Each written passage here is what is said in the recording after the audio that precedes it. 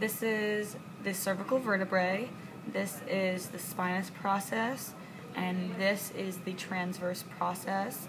You have the posterior tubercle and the anterior tubercle, the spinal nerve, groove, and the foramen transversum. You have the body of the vertebrae, the uncus of the body.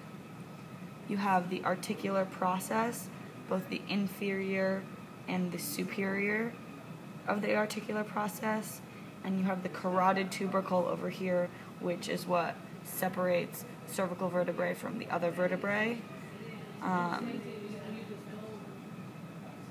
that's it for the cervical vertebrae.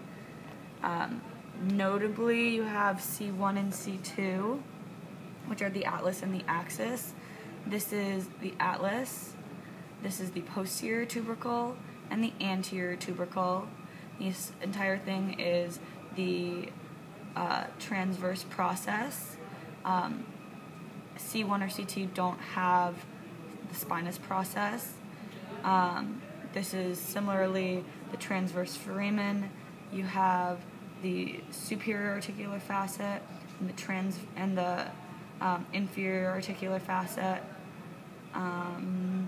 and the anterior arch located right next to the anterior tubercle, and the posterior arch right next to the posterior tubercle. Also have the axis, which has the dens, which is how you can recognize it best.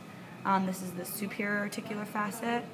This is the inferior articular facet down here, and that's all the transverse process. Again, you have the foramen transversum, the groove for the spinal nerve, and that's it.